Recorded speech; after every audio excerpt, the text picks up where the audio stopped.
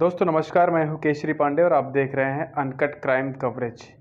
दोस्तों कोई भी जगह हो, कोई भी देश हो, कोई भी परिस्थिति क्यों ना हो, अगर हमारे जो रिश्ते हैं वो अवैध संबंधों पर आधारित हैं, हमारा एक दूसरे से कोऑर्डिनेशन नहीं है, अगर हम रिश्तों को समझने में नाकाम हैं, तो विश्वास कीजिए वो रिश्ता कभी आपको सही डायरेक्शन में, सही दिशा में लेके नहीं जाएगा। एक दिन वो ज़रूर आएगा जब आपको लगेगा कि मैंने उस समय बहुत बड़ी गलती की जब मैंने इस रिश्ते की शुरुआत की।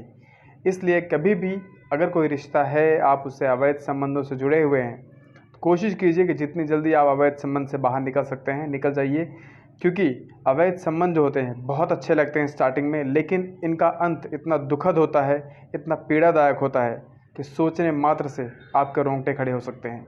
इतिहास गवाह है कि ऐसी घटनाएं इतिहास में भी हुई थी, अभी भी हो रही हैं और आगे भी होंगी।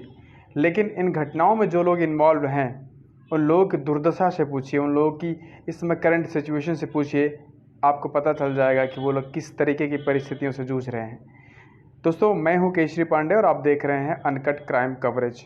आज की जो सच घटना मैं आपको बताने जा रहा हूं कि सीलमपुर की है। दरअसल पूर्वी दिल्ली में यमुना पार एक एरिया है जिसका नाम है सीलमपुर।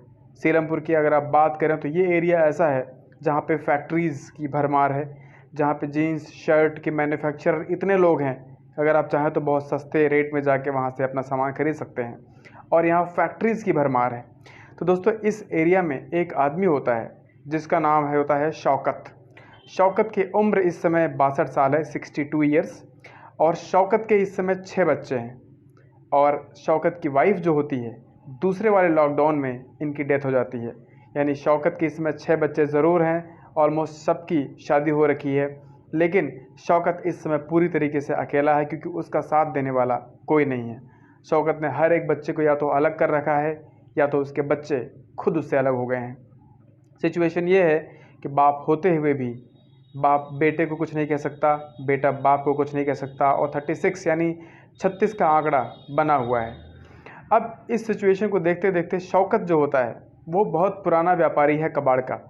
अपने आसपास के मोहल्लों में, अपने आसपास के जगहों में जाके कबाड़ एकत्रित करना और कबाड़ को ले जाके किसी मास इंडस्ट्री में बेचना, ये बहुत अच्छा काम था उसका, और इस तरीके से बहुत अच्छा पैसा अर्न करता था।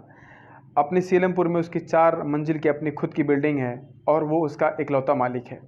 शौकत ने जब सोचा कि मेरी वाइफ की डेथ हो चुकी है, अब उसका इंतकाल हो चुका है, तो क्यों ना मैं एक दूसरी शादी करूं। और शौकत थोड़ा रंगीन मिजाज का पहले से ही था। इस मानसिकता के चलते उसने जो दूसरी शादी की, उस लड़की की उम्र इसमें सिर्फ़ और सिर्फ 29 साल है, 29 ईयर्स। यानी 62 साल का शौकत और 29 साल की उसकी बेगम। ये जो बड़ा एज डिफरेंस था, कई बार इन दोनों की मेंटलिटी में बहुत प्रॉब्लम क्रिएट कर देता था। अब जो ये बेगम आती है शौकत की 29 साल की, इसका नाम होता है फ़ातिमा। और शौकत के जो तीसरे नंबर का बेटा था उसका नाम होता है चाँद। चाँद का शौकत से थोड़ा बहुत मित्रवत व्यवहार था और बच्चों की अपेक्षा में थोड़ा वो सही था, इसलिए शौकत से चाँद के पास आना जाना, बातचीत करना ये लगा रहता था। और ये टाइम गुजरता जाता है, शौकत अपने घर से बाहर चला जाता है कबाड़ के बिज़नेस की वजह से, और चाँद जो होता है वो अपनी नई नई जो माँ होती है, जो सौतेली माँ होती है फ़ातिमा के साथ उसके फ्लोर पे आना, बातचीत करना, उसके साथ बाहर घूमने जाना, और कोई भी त्यौहार होता है उसके साथ एंजॉय करना, एक नॉर्मल सा रूटीन हो जाता है। शौकत को कई बार लगता है कि एटलीस्ट मेरा बेटा चाँद, उसके अंदर बहुत ज़्यादा इम्प्रूवमेंट आ रहा है, वो अब सुधर रहा है। लेकिन उसको नहीं पता था कि ये जो उसका बेटा होता है तीसरे नंबर का चाँद, ये उसकी वाइफ यानी अपनी सौतेली माँ के साथ अवैध संबंधों में बच चुका था।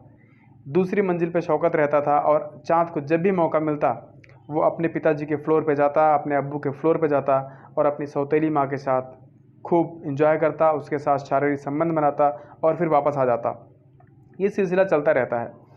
एक दिन क्या होता है, ये जो सिलसिला चल रहा होता है, तो इसमें चाँद की वाइफ जो होती है वो सेकंड उसको डाउट हो जाता है कि मेरा पति जो है, ये नई नई जो वाइफ आती है मेरे ससुर जी की, इसके साथ ऐसा क्या करता है कि इसके फ्लोर पे जाता है, कमरा बंद रहता है और घंटे घंटे ये लोग एंजॉय करते हैं। वो जानने की कोशिश करती है, बहुत कोशिश करती है, लेकिन कोई उसको कुछ नहीं बताता क्योंकि उसके सामने बहुत सब शरीफ से नज़र आते।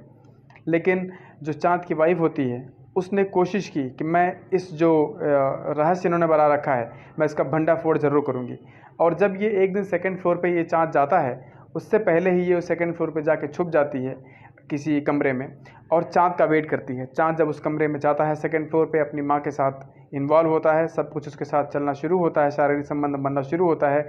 इन सब चीज़ों की इसकी चाँद की वाइफ ने वीडियो रिकॉर्डिंग बना ली और वीडियो रिकॉर्डिंग करने के बाद उसने चाँद से बहुत ज़बरदस्त लड़ाई की, अपनी नई नवेली सौतेली सासू माँ से भी लड़ाई की और इन दोनों को धमकी दी कि अगर आज के बाद तुमने कभी इस तरीके से इन्वॉल्वमेंट दिखाई एक दूसरे के साथ, तो मैं ये जो मामला है ये पूरा अपने वक्फ बोर्ड में जाऊंगी, उनके साथ मीटिंग करूंगी और अपने मोहल्ले में सबके सामने ये भंडाफोड़ करूंगी और मैं छोड़ के चली जाऊंगी। जितनी धमकी वो दे सकती थी चाँद की वाइफ ने उसने दिया। और साथ ही साथ उसने अपने पति शौकत को जाके अपने ससुर शौकत के पास जाके सब कुछ बता दिया कि मैंने ऐसा ऐसा देखा है और मैं ये जानती हूँ। शौकत ने बोला कि चाँद की वाइफ से, अपनी बहू से बोला कि बहू तुम आज दिखा रही हो ये वीडियो मुझे, लेकिन ये डाउट मुझे बहुत पहले से है, लेकिन दोनों ही अपने हैं, बेटा भी मेरा है और मेरी बहू भी वही है, मेरी पत्नी भी वही है, इसलिए मैं इन दोनों के साथ मित्रवत व्यवहार रखता हूँ, कुछ नहीं बोल पाता हूँ। मुझे लगता है कि ठीक है, दोनों जवान हैं, दोनों को एंजॉय करने दो, मैं तो वैसे ही बूढ़ा हो गया हूँ। जब ये बात चाँद की वाइफ सुनती है तो अपने ससुर पे चिल्ला पड़ती है कि अगर तुम बूढ़े हो, तुम्हें ऐसा लगता है, तो तुमने एक 29 साल की जवान लड़की से शादी क्यों की? मेरा घर तुड़वाने के लिए, मेरी ज़िंदगी बर्बाद करने के लिए? इन सब चीज़ों का शौकत के पास कोई आंसर नहीं था। शौकत चुप हो जाता है, लेकिन उसके दिल में एक आग सी जल पड़ती है कि कहीं ना कहीं अगर किसी की पत्नी के साथ ऐसा होगा तो वो आदमी संतुष्ट नहीं होगा, अगर उसके अंदर थोड़ा सा भी स्वाभिमान है। और यही स्वाभिमान शौकत को अंदर से जलाता है और शौकत अपने नियरेस्ट पुलिस स्टेशन सीलमपुर में पहुंच जाता है और पुलिस के सामने सारी की सारी घटना का खुलासा कर देता है। अब पुलिस हरकत में आती है।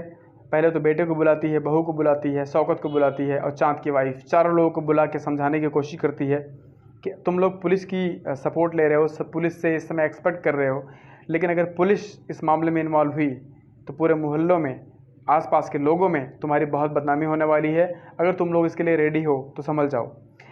फाइनली ये फैमिली एग्री कर लेती है कि नहीं, पुलिस की इन्वॉल्वमेंट नहीं चाहिए, क्योंकि मोहल्ले में बदनामी होगी तो पूरी ज़िंदगी भर के लिए हो जाएगी, वो चीज़ें वापस नहीं आएंगी जो हमारी इस समय इज्जत बनी हुई है।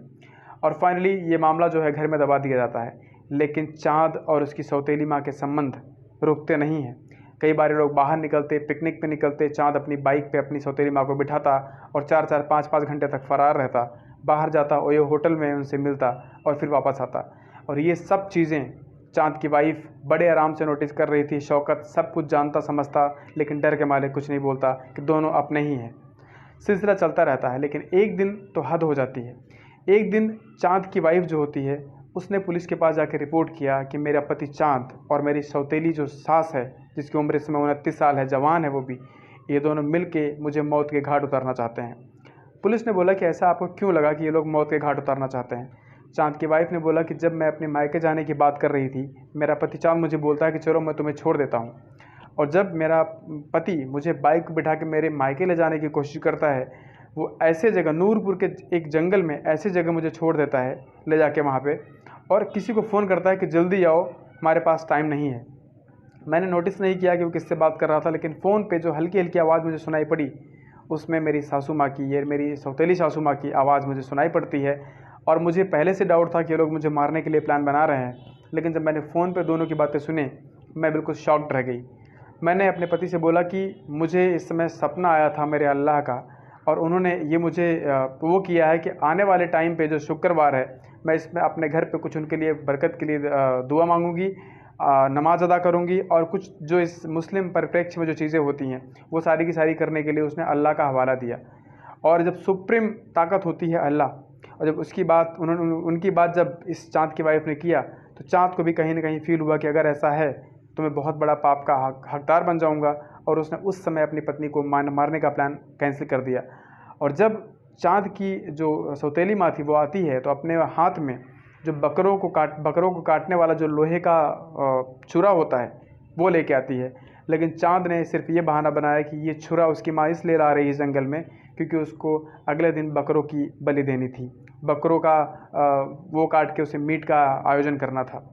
इस तरीके से पुलिस जो होती है, जब ये सारी घटनाएं सुनती है, इन्वॉल्वमेंट दिखाती है पुलिस, तो पुलिस ने सबको एक साथ थाने में बुलाया, और जब अपने तरीके से पूछताछ करनी शुरू की, अपने तरीके से इन सब के साथ इन्वॉल्वमेंट दिखाना शुरू किया, तो चाँद जो होता है वो तो नहीं टूटता, लेकिन चाँद की जो सौतेली माँ थी वो टूट जाती है। चाँद की सौतेली माँ ने बताया कि मेरा जो है अपने सौतेले बेटे चाँद से ही अफेयर नहीं है, बल्कि मेरे और 2 सौतेले बेटों से अफेयर है। यानी जो सबसे छोटा बेटा होता है और दूसरे नंबर का बेटा होता है शौकत का, उससे भी इसकी सौतेली माँ का अफेयर चल रहा होता है, प्रेम संबंध चल रहा होता है। लेकिन जो फेमस था वो सिर्फ चाँद का रिश्ता फेमस था। बाकी 2 और बेटे अपनी सौतेली माँ के साथ वही सब करते थे, उसके साथ शारीरिक संबंध बनाते थे और ये सब कुछ खुलेआम चलता था घर के अंदर। लेकिन शौकत को कानो कान भनक नहीं थी।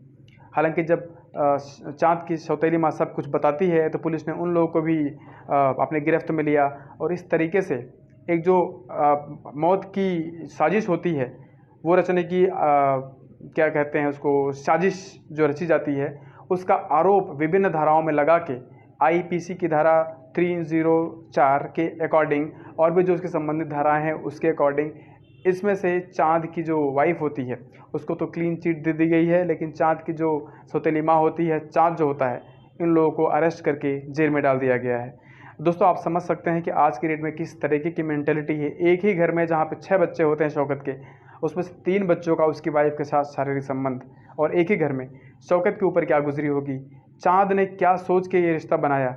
एटलीस्ट अगर संस्कार होते, अगर ये बचपन से ही शौकत ने अपने बच्चों को सिखाया होता तो शायद ये रिश्ता आगे नहीं बढ़ता। इस चीज़ में, इस वीडियो में आप ये ज़रूर बताएं कि गलती किसकी है, शौकत की या शौकत की नई नवेली दुल्हन 29 साल की जो फ़ातिमा होती है उसकी, या फिर शौकत के तीनों बेटों की। आपके रिप्लाई का जवाब, आपके रिप्लाई का हमें इंतज़ार ज़रूर रहेगा। कमेंट बॉक्स में जाके कमेंट कीजिए। ऐसी ही एक और इन्फॉर्मेटिव वीडियो के साथ मैं कल ज़रूर आऊँगा। तब तक के लिए नमस्ते, जय हिंद, जय भारत।